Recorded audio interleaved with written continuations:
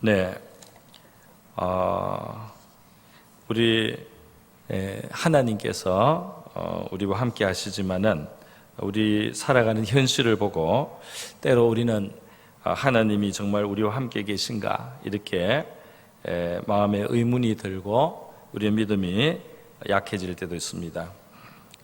이 학계 당시에, 이 학계 선지자 당시에 유대인들도 그런 생각을 했어요. 정말 하나님이 우리와 함께 계신가 그런 생각을 했습니다. 우리도 종종 그런 생각을 할 때가 있습니다.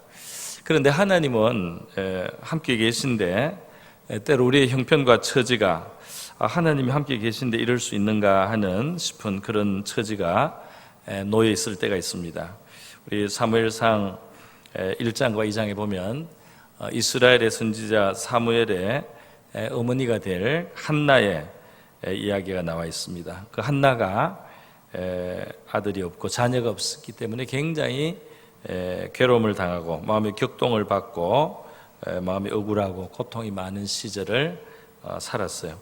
그런데 나중에 하나님께서 그녀의 마음이 하나님께 통했다 말이죠. 사무엘상 1절에 보면 하나님과 그 마음을 통한 것뿐이다 그렇게 했습니다. 하나님과 마음을 통했다. 지난번에 우리 김형공 목사님이 오셔서 한나가 하나님과 마음을 통하니까 그녀의 개인적인 그 문제, 아들 문제지만 하나님은 그 이스라엘의 선지자가 필요한데 그 선지자가 없는 하나님의 처지를 이 한나가 그것을 깨달고 하나님의 처지와 자기의 처지를 하나로 이렇게 함께 생각을 하고 그래서 하나님을 위한 기도, 자기만의 기도가 아니고 하나님을 위한 기도, 이스라엘의 선지자가 없는 그 안타까운 하나님의 처지를 위해서도 한나가 기도한 것이다 이런 설명을 해 주셨어요. 그죠? 그 한나의 그런 기도, 하나님께 마음을 통하는 정말 그런 우리의 이 밤이 될 수 있으면 좋겠어요. 한나는 그 기도가 하나님 앞에 상달되고 나서 하나님 앞에 찬양하고 감사드리는 기도를 했습니다. 사무엘상 2장에 보면 나오는데 그 한나의 오랜 세월 동안에 하나님이 한나를 그냥 내버려 두신 것 같은 그런 세월을 살았지만은 한나가 그 하나님과 마음을 통하고 나서 이루어진 그 일들을 경험했을 때는 하나님으로 말미암아 즐거워하고 자기 뿔이 여호와로 말미암아 높아졌다. 또 내 입이 내 원수들을 향해서 크게 열렸고 내가 주의 구원으로 말미암아 기뻐한다는 고백을 합니다.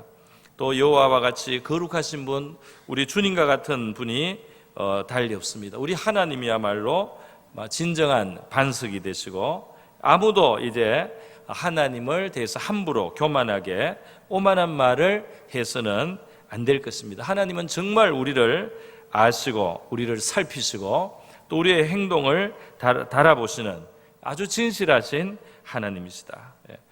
그 용사들이 활이 꺾이고 너무 용사가 활이 있어서 늘 이길 것 같아도 그 활이 꺾이기도 한단 말이에요. 또 넘어진 자는 너무나 비참해진 것 같지만 하나님이 힘으로 또 띠를 띄우실 수가 있다고 했습니다. 풍족한 자들은 양식을 자랑하고 이렇게 했지만은 나중에는 품을 팔고 줄여야 되는 이런 형편으로 바뀔 수가 있어요. 그리고 이전에 줄이던 사람들은 다시 줄이지 않게 되는 이런 변화가 올 수가 있다 이 말입니다. 하나님이 계시단 말이에요. 그의 처지가 바뀔 수 있었단 말이에요. 전에 임신하지 못하던 자가 7을 낳고 또 반대로 자녀가 많다고 든든했던 사람도 그게 소용이 없고 쇠약할 수가 있다 이렇게 말을 했습니다. 여호와는 죽이기도 하시고 또 살리기도 하신다. 음부에 내리기도 하시고 거기에서 올리기도 하신다. 여호와는 가난하게도 하시고 부하게도 하시고 여호와는 낮추실 수도 있고 높이실 수도 있단 말이에요.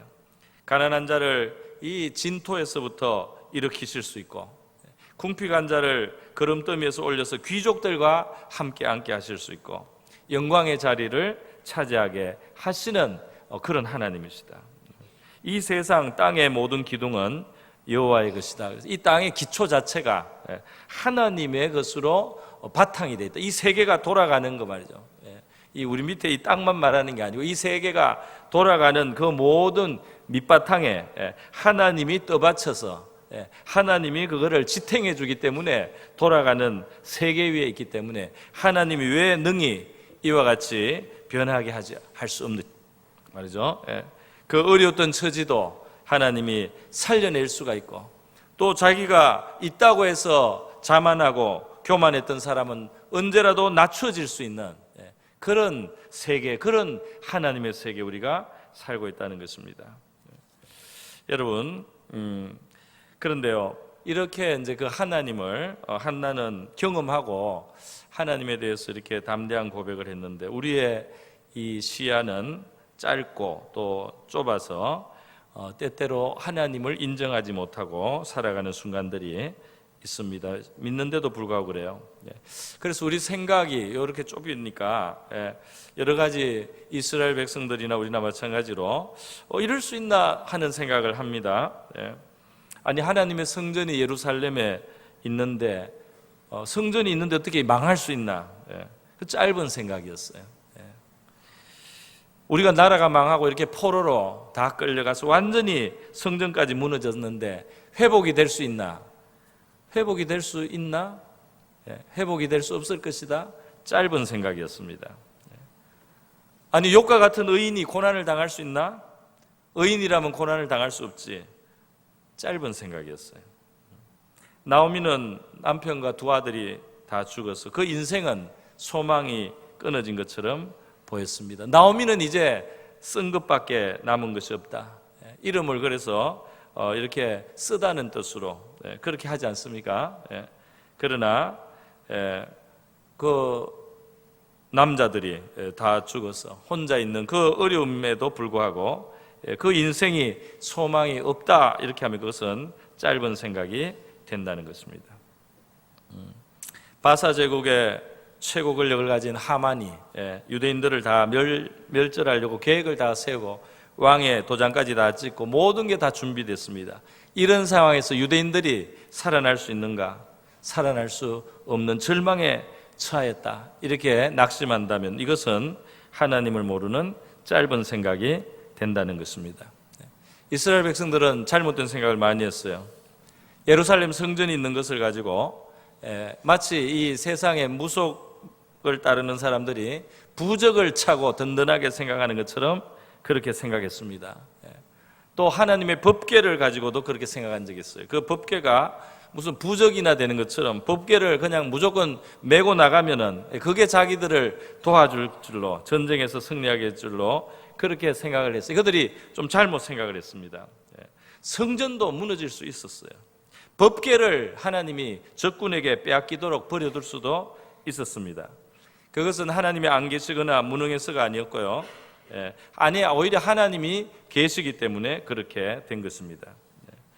그 하나님과 자신들의 관계가 바르게 서는 것이 제일 중요한 것이지, 하나님께 속한 무슨 건물이나 하나님께 속한 무슨 괴짝이나 뭐 거기 신령한 거라고 무슨 신성한 거라고 해서 그걸 가지고 있다고 하나님과의 관계를 대신해 줄 수는 없는 것입니다. 하나님과의 관계를 다른 것이 대신해 줄 수가 없어요. 물건도 안 되고 사람도 안 된다 말이에요. 어떤 것도 부적처럼 쓸 수는 없다 이 말이에요.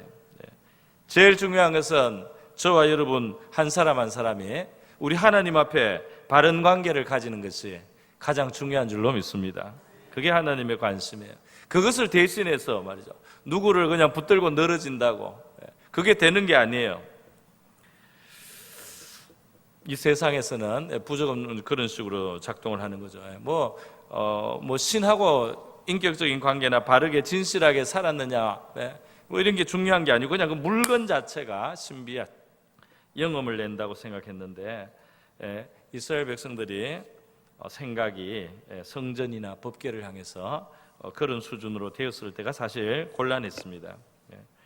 여러분, 포로로 나라는 망하고 성전도 무너지고 포로로 끌려가고 이렇게 된 그 상태에서 70년이 지냈는데 하나님이 기적과 같이 포로에서 돌아올 수 있도록 많은 사람들이 돌아오게 해주시고 예루살렘 성전이 재건되게 해주셨습니다.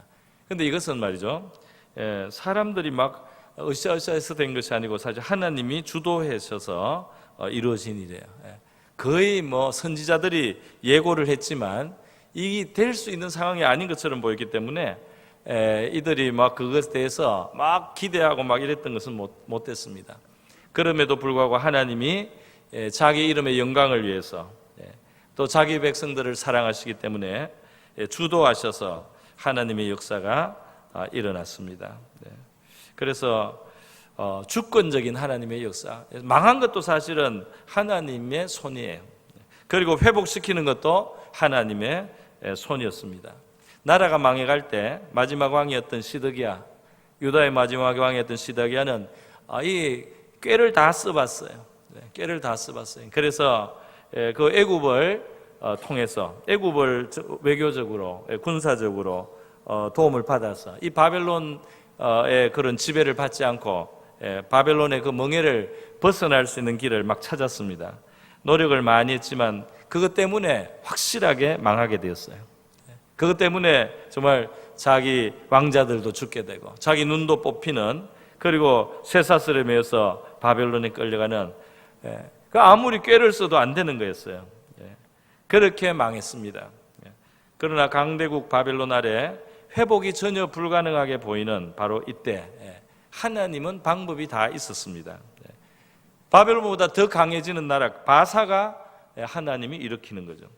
그 나라에 아주 뛰어난 영웅 고레스 왕을 일으키는 거예요. 고레스에게 능력을 주고 고레스를 상대하는 모든 나라를 그 앞에 굴복을 시킵니다. 그리고 바벨론을 멸망시키면서 고레스의 마음에 감동을 주니까 고레스 왕이 그 바벨론의 멍에 있었던 유대인들을 불쌍하게 생각하고 또 그 여호와에 대해서 존중하는 마음을 갖고 유대인들이 본토로 돌아가서 성전도 짓고 다시 하나님 섬기면서 살아갈 수 있게 이렇게 하는 허락이 주어졌던 것입니다.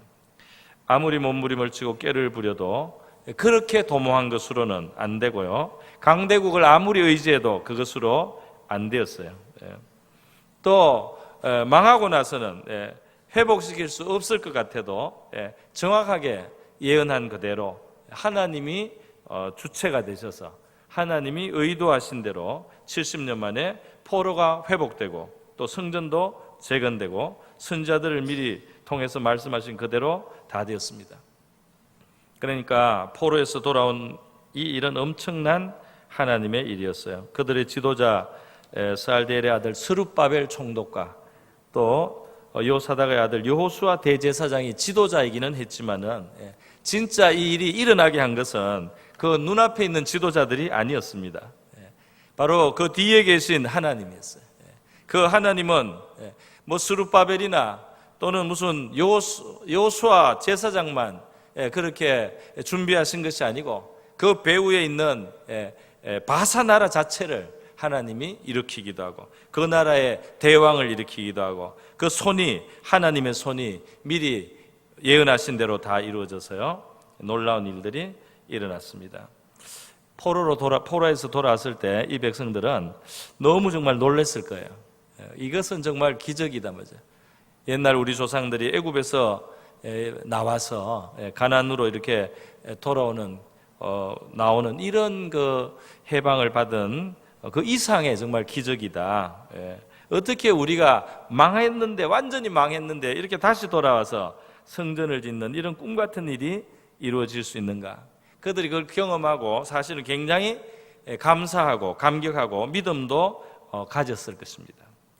그런데 말이죠, 이렇게 놀라운 일을 경험하고도 시간이 좀 지나면은 그 믿음이 좀 흐려지는 거예요. 성전 재건을 위해서 그들이 사명을 가지고 돌아오고 그 고레스 왕의 지원을 받아가지고 왔지만은 성전 재건을 해나가다가 좀 몇 년 하다가 회방이 들어오기 시작을 하고 그리고 그것이 지체가 되고 이렇게 하는 사이에 이들은 자기들의 정체성과 자기들이 존재하는 이유, 목적, 바로 하나님이 자기들을 왜 지금 여기에 돌려보내셨는가는 그 사명을 잊어버렸습니다. 그래서 그 주변 나라 민족들이 성전 재건을 회방하는 그 회방하는 것을 핑계 삼고 원래는 실제로 그것이 제약을 주어서 못하게 됐지만 나중에는 이제 그게 핑계가 되었어요. 좋은 핑계가 되었어요. 그래서 그냥 자기들의 삶을, 자기들을 위해서 그냥 사는 삶으로 변질이 이제 되었다는 것입니다. 이렇게 하나님의 백성들의 마음이 이제 변질이 되어서요, 살아갈 때 하나님께서 그들의 마음을 일깨우고, 그들이 원래 하나님께로부터 듣던 그 사명을 이루어 가시기 위해서 하나님이 이제 몇 가지 일을 하시는 것입니다. 그 중에 이제 한 가지는 이전에 학개서의 앞부분에 나온 대로 하나님이 그들의 삶 속에 채워지지 않는 문제를 주셨습니다. 그들이 아무리 수고를 해도 그것이 그들에게 만족이 되지 않는, 만족의 결과가 오지 않는, 많이 씨를 뿌려도 수확이 적고, 먹어도 배가 부르지 않고, 마셔도 흡족하지 않고, 입어도 따뜻하지 않고, 싹을 받았지만은 그 전대에 넣으면은 이상하게 구멍이 뚫려서 다 새 나가는 그런 삶의 경험을 하게 했어요. 하나님이 뭔가 그들에게 신호를 보내주셨다는 것입니다. 하늘이 이슬이 그치고 땅에 산물이 그치고, 땅과 산과 곡물과 새 포도주와 기름과 땅의 모든 소산과 그리고 사람과 가축과 손으로 하는 수고 위에 한재가 자꾸 들어서요. 그래서 이게 실하지 않게, 결과가 기대보다 훨씬 못한 결과로 초라하게 되는 일들이 자꾸 일어났다 이 말입니다. 그런 상태는 그들을 돌이키려는 하나님의 의지가 나타난 것입니다. 버려두지 아니하셨어요. 사명을 잊고 그냥 살아가는데 계속해서 흥하게 두시지 않는다 이 말입니다. 사명을 잃고 그냥 살아가는데 계속 거기에 취하여 살도록 버려두지 않고 하나님께서 거두어 가시고 불어버리셔서요, 그들로 하여금 뭔가 문제가 있는가 하고 돌이켜 볼 수 있도록 그런 환경으로 하나님이 바꾸신 것입니다. 하나님은 그렇게 하신 것만이 아니고 이제 그 백성들의 마음을 일깨워서 그들의 사명을 감당하며 살아갈 수 있도록 이제 조치를 더하십니다. 그게 하나는 임무를, 하나님의 뜻을 전달하는 임무를 받은 사람들, 임무를 주시고 선지자들을 보내셨어요. 바로 학개와 스가랴, 이런 선지자들을 보내주셨습니다. 하나님이 그들에게 임무를 맡겼다 해서 오늘 13절에 위임을 받아 그래 돼 있죠. 여호와의 사자 학개가 여호와의 위임을 받아, 하나님이 임무를 명해서, 임무를 띄워서 그들에게 보내었다 이 말입니다. 그래서 그들 이 학개를 통해서, 또 나중에 스가랴도 마찬가지지만 이들을 통해서 하나님의 뜻을 그 백성들에게 알려주셨단 말이죠. 이것이 이제 학개서의 메시지가 되고 스가랴서의 메시지가 됩니다. 여호와의 사자들이 하나님이 주신 임무를 가지고, 권위를 가지고 와서 전달했어요. 그래서 그것은 선지자의 말이었지만 그 안에는 하나님의 말씀이 있었단 말이죠. 하나님의 목소리가, 그 하나님이 보낸 하나님의 파송을 받은 그 선지자를 통해서 주셨단 말이죠. 여러분, 이렇게 하나님께서 말씀을 주셨는데 그 말씀의 특징이 있습니다. 그 말씀의 특징이 뭐냐면, 첫 번째로는 이건 이제 지난주에 읽은 본문에 나오는 거예요. 백성들의 생각을 드러나게 했어요. 그들의 생각이 어떤지를 스스로 돌아보겠습니다. 그게 1장 2절에 나오는데요. 백성들이 뭐라고 생각했느냐면, 이 백성이 말하기를 여호와의 전을 건축할 시기가 이르지 아니하였다 하느니라. 그러니까 그 백성의 속생각이 말이죠. 지금 이들은 회방을 받아서 성전 재건을 스탑을 했지만 그 다음부터는 사실 자기 집을 판벽하게 그냥 가꾸는데 그냥 신경이 다 간 거예요. 다시 하나님의 전을 재건할 기회를 보고 어떻게 하면 이 중단된 성전을 재건하는 일을 속게 할 것인가 하는데 관심을 계속 기울이는 것이 아니고, 그 대적들이 회방한 것을 가지고 나중에는 그냥 핑계를 삼게 된 겁니다. 그래서 그냥 이제는 관심이 없어졌어요. 하나님의 전을 세우는 데는 관심이 없어졌어요. 그리고 자기의 집을 판벽하게 대리석으로 좋은 것으로 자꾸 가꾸는 데만 이제 신경을 썼습니다. 그러다가 그러면서 하는 말이 지금은 아직은 여호와의 전을 건축할 시기가 이르지 않았다. 지금은 때가 아닙니다. 지금은 하나님의 집을 지을 때가 아닙니다. 아직 그때 우리가 회방을 받았었잖아요 하고 핑계를 했는데 하나님이 그걸 다 듣고 계셨고 다 보고 계셨고, 그 백성의 그러한 생각이 잘못된 생각이라는 것을 지적을 해 주시는 것입니다. 그들은 하나님의 전을 재건할 기회를 찾아야 됐던 거예요. 그들은 안타깝게 생각하면서 물론 당장 못할 때는 다른 일을 해야 되겠지만 어떻게 하면 하나님의 집을 재건할 수 있을까 하는 데 관심을 가졌어요. 왜 우리가 지금 돌아왔는가? 왜 우리가 여기에 있는가? 그것을 생각하고 그 목적을 찾았어야 되는 거예요. 우리 믿는 사람들 마찬가지입니다. 예수를 믿었어요. 하나님의 백성이 되고 하나님의 돌보심을 받고 우리의 기도도 응답되고 우리의 삶 속에 필요한 것이 갖추어지기도 하고 하나님 우리를 도와주셨어요. 그런데 하나님의 뜻대로 이제 살고 하나님의 교회를 우리가 잘 세워나가고 하나님의 나라를 위해서 살려고 노력을 하기도 하지만 어떤 계기로 그것이 좀 좌절되고 어떤 좀 환경에 의해서 조금 막혔는데 그냥 그것을 그 핑계로 해서 이것도 안 되고 이렇게 하려고도 안 되고 이렇게 기회도 안 줘지고 나는 신경 쓰지 않겠다. 그래 자기 길로 그냥 가고 나만 그냥 이제 챙기면서 살아야지 이렇게 하고 이제 사는 그런 모습과 유사하다고 할 수가 있겠습니다.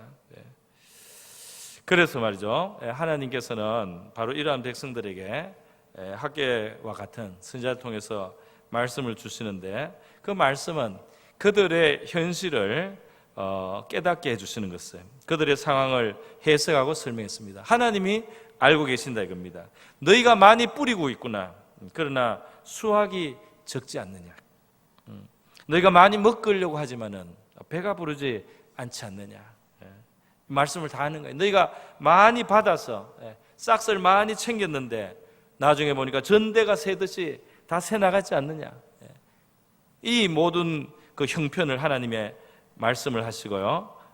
그 내용을 말씀해 왜 그런지를 말씀했어요. 하나님의 집이 황폐한 상태로 있는데 하나님의 성전은 황폐한데 너희를 향하신 하나님의 뜻은 전혀 이루어지지 않고 있는데 너희가 이때에 판벽한 집에 거하려고 하고 거기에만 관심을 다 기울이고 있다. 이렇게 하나님이 그 이유를 설명을 해 주신 것입니다. 너희가 많은 것을 바라고 가져갔지만은 그것이 오히려 적어졌고 너희가 그것을 다 자기 집으로 가져가도 내가 다 불어버렸느니라. 내가 불었다. 하나님이 이렇게 말씀하는 거예요. 왜 그러냐?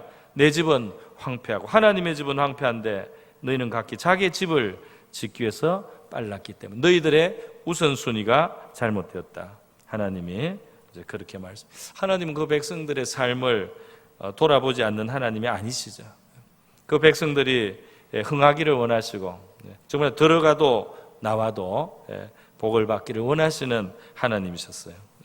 그럼에도 불구하고 그 백성들의 우선순위가 잘못됐기 때문에 하나님이 풀어버렸다 하는 말씀을 했습니다. 그리고 그들이 해야 될 일을 이제 말씀해 주십니다. 그들의 삶을 진단해 주시고 설명해 주시고 그들이 할 일을 설명해 주는 1장 8절에 나오는 대로 지금 너희들이 산에 가서 나무를 가져다가 성전을 건축하라.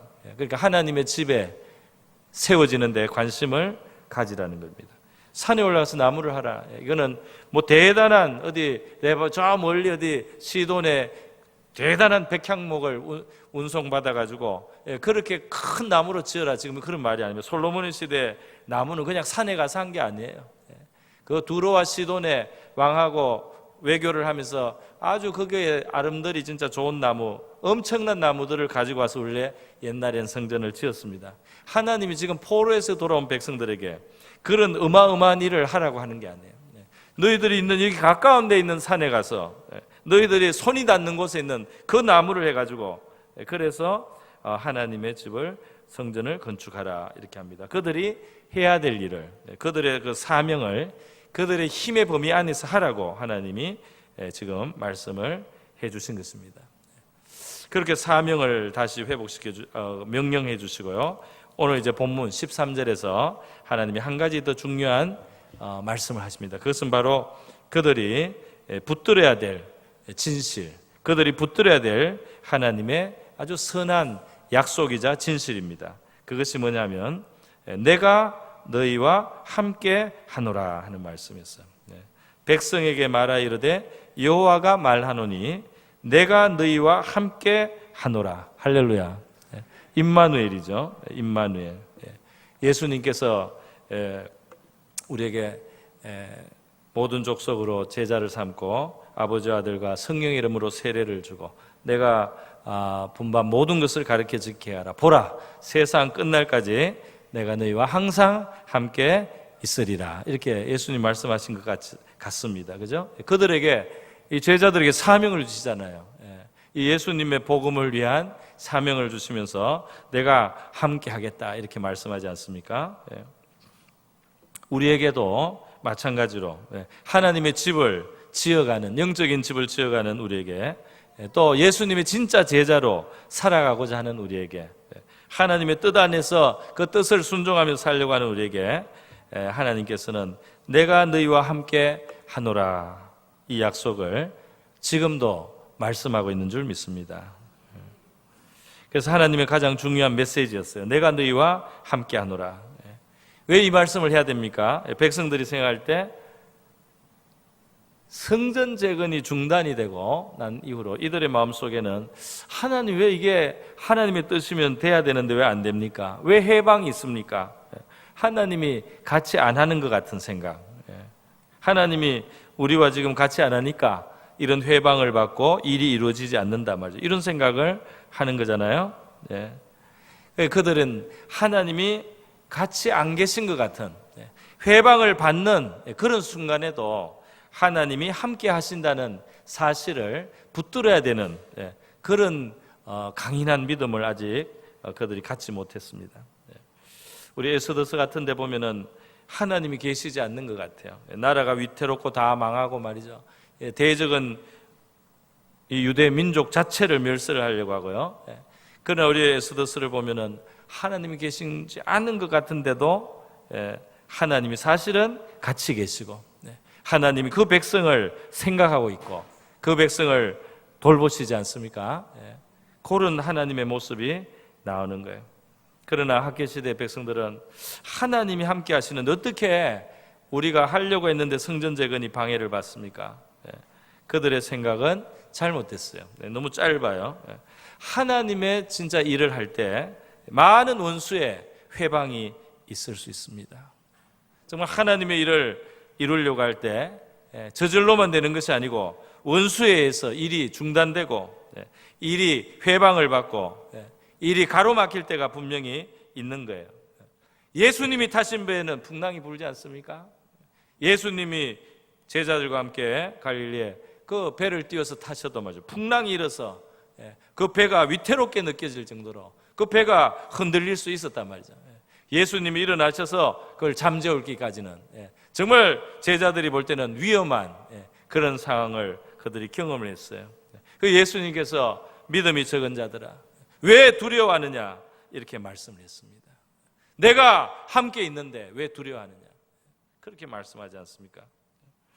여러분, 하나님의 주님이 함께 계셔도 맞아, 그게 방해가 있고 회방이 있을 수 있단 말이에요.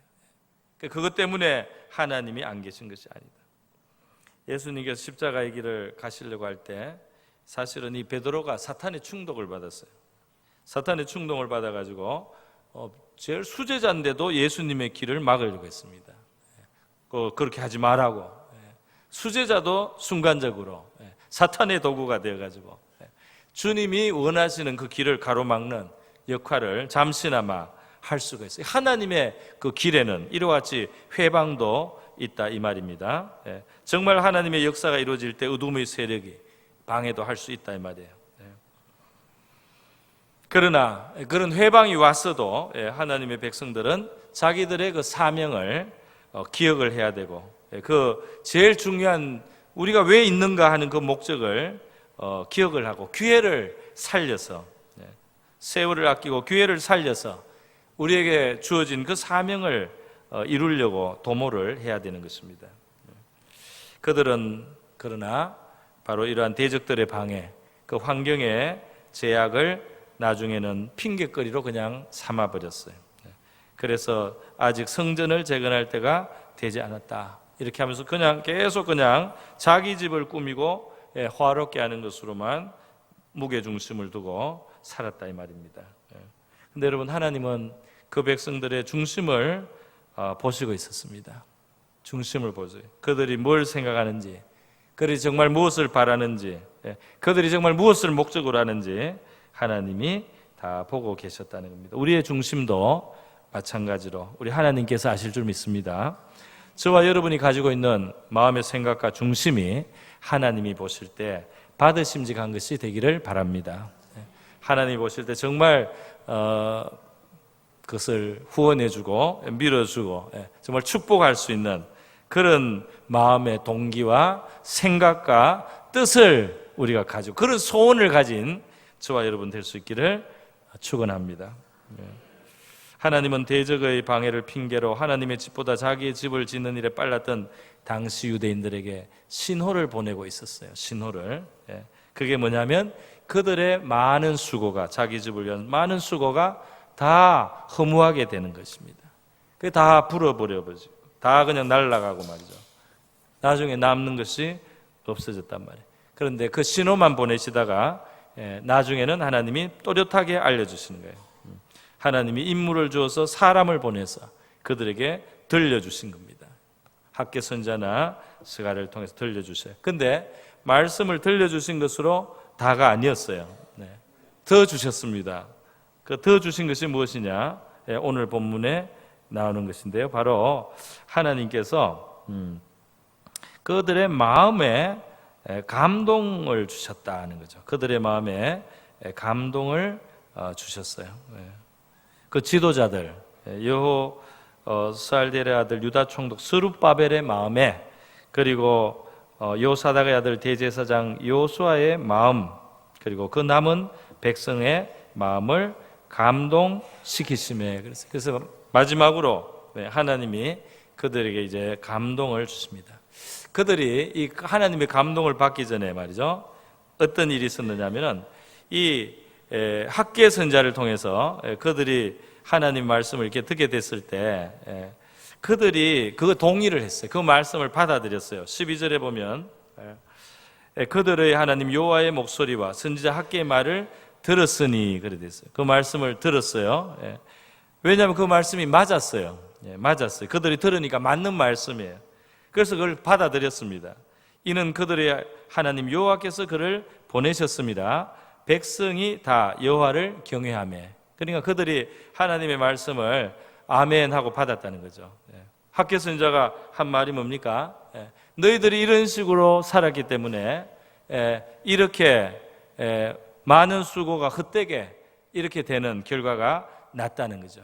그리고 너희들이 지금 핑계를 대고 있지만 사실 하나님의 성전을 건축하기 위해서 해야 될 일을 해야 된다, 이렇게 말씀을 주셨을 때 그 말씀이 맞습니다 하고 이 백성들이 그걸 받아들였다는 거예요. 할렐루야. 하나님의 말씀을 맞습니다 하고 받아들였다. 그것이 하나님을 경외했다 그랬어요. 그 경외하는 마음으로 하나님을 받아들일 때 하나님께서 말이죠, 그들에게 더 힘을 주시는 거죠. 내가 너희와 함께 하노라. 내가 너희에게 지금 말하는 것은 그냥 너희들에게만 그치는 게 아니라 내가 지금 뜻을 가지고 있어서, 내가 지금 의지를 가지고 있어서 하나님 나라의 위대한 일 속에 너희에게 역할을 주고 부름을 주고 너희에게 사명을 줘서 지금 불러서 내가 내 선자 학개도 보내고 스가랴도 보내서 너희들에게 이렇게 말하고 있지 않느냐? 내가 너희와 함께하고 있지 않느냐? 너희는 위대한 일을 위해서 부름을 받았다. 너희들은 너희의 집을 판벽한 데 거하는 그 정도로 살기 위해서 부름을 받은 것이 아니다. 너희가 그 포로에서 돌아온 것은 너희의 집을 그냥 짓고 살기 위해서 그렇게 돌아오게 한 것이 아니다. 오늘 우리 하나님께서 내가 나의 아들 예수 그리스도를 너희에게 보내서 십자가에 달려 죽게 하고 3일 만에 부활하게 하고 그를 성천한 다음에 성령을 주어서 너희를 나의 자녀로 부른 것은 너희가 그냥 판병한 집에 사는 것으로 만족하기 위해서 한 것이 아니다 말이야. 하나님의 나라를 위해서 위대한 일을 내가 너희들에게 명하고, 하나님과 동행하고 하나님의 뜻을 이루는, 하나님이 예비한 위대한 일을 이루기 위해서, 하나님의 거룩한 성전을 이루고 그의 나라가 땅끝까지 이르러 세워지는 것을 위해서 내가 너희를 불렀다고 말씀하시는 것 같습니다. 그냥 내가 이 땅에서 이방인들과 같이 잘 먹고 잘 입고 잘 살기 위해서 내가 너희를 부른 것이 아니다. 그 정도가 아니다. 하나님이 양식도 생각하시고 옷도 생각하시고 우리의 그할 그 처소도 생각하시지만 너희들에게 준 목적은 그 정도가 아니다는 것입니다. 그러면서 하나님께서 그 백성들의 마음에 감동을 주셨다는 거예요. 그죠? 그래서 스룹바벨 지도자의 마음도, 그러니까 지도자의 마음도 감동을 받아야 되니까요. 이게 지도자가 하는 일이 아니에요. 스룹바벨이 위대하고 여호사닥이 위대해서 막 불타올라 가지고 백성들에게 막 이렇게 하라고 리더를 해가지고 막 이렇게 하는 게 아니에요. 이 사람들도 지금 손이 다 풀렸어요. 이 사람들도 지금 손이 풀리고 그 마음에 열정이 식어졌다 이 말입니다. 인간이에요. 그러니까 이들도 와서 처음에는 잘해보려고 했겠지만은 방해를 받고 이렇게 하니까 말이죠, 손이 풀렸다 이 말이에요. 스룹바벨도 훌륭한 사람이고 여호수아도 훌륭한 지도자였겠지만은 손이 다 풀려버렸어요. 안 되는 거예요 이제는. 그러니까 하나님은 그 지도자들의 마음도 감동시키시고, 그리고 그 모든 백성들의 마음을 감동시켰어서 하나님이 움직여서 되게 했다 이 말입니다. 할렐루야. 여러분, 이 지도자의 마음을 그냥 뜨겁게 하고, 지도자의 마음이 뜨거워졌으니까 백성들을 막 움직여서 백성들을 그렇게 움직인 게 아니에요. 지도자도 하나님이 감동을 하고요, 이 모든 백성들도 하나님이 직접 감동을 해주셨다는 말입니다. 할렐루야. 그래서 하나님의 일이 될 때는 이렇게 된다면, 하나님의 감동이 우리 목사에게만 오는 게 아니고, 장로에게만 오는 게 아니고, 우리 교회 무슨 중직자에게만 오는 게 아니고, 모든 성도들의 마음에 하나님의 주시는 소원과 열정과 간절함과 그리고 감동과 꼭 이루고 싶은 그런 열정들을 하나님이 불어넣어 주셔서, 그래서 교회가 일어나는 줄 믿습니다. 이스라엘 성전의 영적인 이 성전이 재건되듯이 이 하나님의 교회가 정말 영광을 담는, 그리고 평강이 강수처럼 흘러넘치는 그런 정말 교회가 이루어질 때는 하나님이 우리를 이와 같이 감동해 주셔야 되는 줄 믿습니다. 그래서 여러분, 그 성령이 주시는 진정한 감동이었어요. 이거는 사람들이 그냥 뭐 생각나는 대로 이러면 좋지 않겠나고 그냥 막 비전을 제시하고 뭐 말을 하고 설명을 하고 이렇게 한번 해보자 막 이렇게 해서 그냥 으쌰으쌰해서 된 게 아닙니다. 하나님이 그 마음에 감동을, 정말 하나님이 준 감동 때문에 진짜 하나님의 일이 이루어지는 줄 믿습니다. 우리가 그런 하나님의 감동, 성령의 감동을 우리가 정말 사모해야 되는 거죠. 네, 그렇게 해서 하나님의 일은 진척이 되었습니다. 우리 하나님이 에스겔에게 환상을 보여주니까 마른 뼈밖에 보이지 않았어요. 그 에스겔 골짜기에 마른 뼈밖에 없어요. 여기서 무슨 일이 될 수 있겠는가? 말라 빠진 뼈다귀. 그런데도 하나님은 이 뼈들이 능히 살겠느냐 물으셨어요. 하나님만 아십니다 하고 명답을 했습니다. 하나님께 달렸다 이거죠. 하나님이 살리려고 하면 살고, 하나님이 살릴 뜻이 없으면 죽은 대로 있어야 되네. 하나님만 아십니다. 안 된다는 말 안 했어요. 에스겔이 이게 살겠습니까? 이렇게 안 했습니다. 하나님이 아십니다. 하나님께 달린 거 아닙니까? 하나님이 살리려고 하면 사는 거죠 뭐. 믿음을 가졌어요. 하나님께서 하나님 말씀을 대언하라는 거예요. 말씀을 대언하도록 그 말씀을 주시고, 한편으로 말씀을, 그리고 성령의 바람이 불었습니다. 하나님의 생기가 불어오게 했어요. 그래서 하나님의 말씀이 주어지면서 이 생기가 불고 성령이 부는데, 그러는 동안에 그 뼈들이 움직여서 제자리를 잡습니다. 제자리를 잡고 그 다음에 나중에 거기에 근육이 붙고 살이 생기고 피부가 덮이고 그러더니 마지막에는 정말 결정적으로 생기가 들어가니까 살아나고 일어나고 하나님의 군대가 되었습니다. 할렐루야.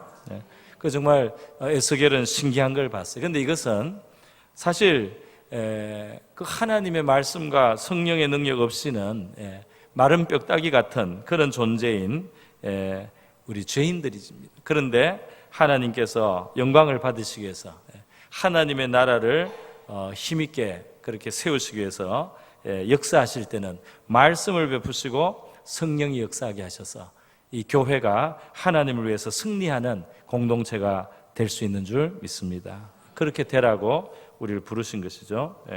여러분, 우리 개인의 삶뿐 아니라 우리 교회, 사실 이 학개서에서 말이죠, 하나님이 영광을 주고 평강을 주시겠다고 했는데 이것이 한 개인이라기보다 바로 이 성전에 그랬어요. 그러니까 우리 교회로 부른 우리를 함께 공동체로서 하나님께서는 영광을 주시고 또 이곳에 평강을 주리라 말씀했습니다. 할렐루야. 그러니까 하나님의 영적인 성전, 교회, 하나님의 나라에 우리가 관계하면서 하나님이 주시는 영광과 또 평강이 우리에게 주어지는 줄 믿습니다. 우리의 영적인 삶, 또 우리의 교회, 우리의 모든 문제들 하나님 앞에 우리가 가지고 나와서 기도할 때요, 제가 지금 몇 가지로 한번 우리 기도하는 시간을 갖도록 하겠습니다. 먼저 기도합니다. 우리 감사와 회개와 간구를 하겠는데요. 감사는 우리의 삶이 그냥 단순한 땅에서 그냥 생존하기 위한 것을 넘어서서 하나님의 뜻을 이루는 사명자로 우리를 불러주셨다는 것, 그것을 우리가 먼저 감사해야 되겠습니다. 예수 그리스도 안에서 선한 일을 위하여 부르심을 받았다 했거든요. 그리고 우리의 회개는 하나님이 주시는 그 사명을 우리가 관심을 기울이지 못하고 현실에만 매몰되어 살아갔다면 그것에 대해서 우리가 용서 구할 수 있겠습니다. 간구할 것은 우리의 사명을 깨달아서 순종할 수 있도록, 또 수고한 것을 거둘 수 있도록, 우리가 그런 하나님의 나라와 의를 구하면서 우리가 그 모든 것을 더하여 주시는 그런 하나님을 경험할 수 있으면 좋겠습니다. 우리 기도 2번 할 텐데요, 첫 번째로 이 3가지로 해서 먼저 기도합니다. 기도하겠습니다. 하나님 아버지, 오늘 이 시간 우리 학개서 말씀 함께 나누며 성도들과 함께 말씀으로 주님 권면하며 부족한 종이 아버지 이 말씀을 나누었습니다. 하나님 아버지, 저에게는 아버지 이 백성 주님의 사랑하시는 자들을 위하여 하나님 아버지 할 수 있는 것이 너무나 적은 것 같습니다.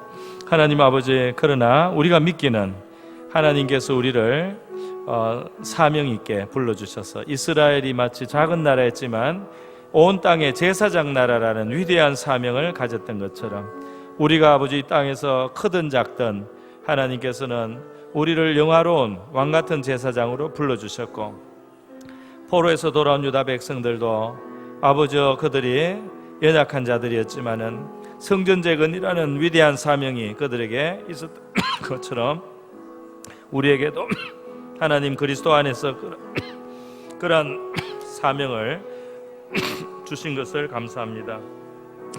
하나님 아버지, 그러한 사명자로 살아갈 수 있도록 도와주시고 우리가 우리의 귀한 사명 잊어버리고 현실에 매몰되어 살아간 것을 긍휼히 여겨주시고 용서하여 주옵소서.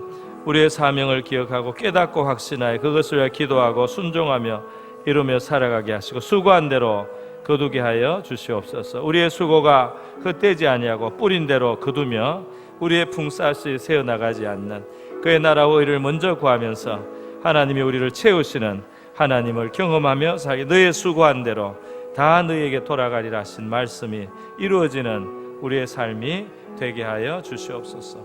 할렐루야. 감사드립니다. 감사합니다.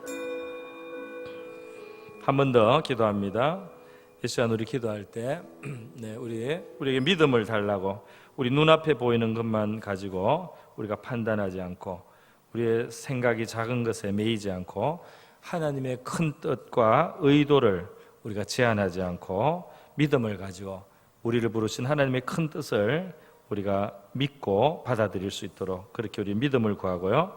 또 우리에게 하나님께서 말씀을 주셔서 우리 깨달음을 주시고 우리의 가야 될 길을 알게 하시고 우리를 지혜롭게 그렇게 인도해 달라고 우리 기도하고 또 하나님의 감동을 우리에게 허락해 주셔서 나의 의지나 나의 결단만으로 나의 계획만으로 할 수 없고 하나님이 정말 내 중심을 움직여 주셔서 여러분 개인들이나 또 우리 교회 모든 직분자들이나 사역자들까지 주님이 우리의 마음을 감동하셔서 주님의 뜻이 이루어지는 우리가 되게 해달라고 그 나라와 의가 이루어지게 해달라고 그렇게 우리 다 같이 기도하겠습니다. 이 기도 이후에 자유롭게 기도하시다가 돌아가시면 되겠습니다.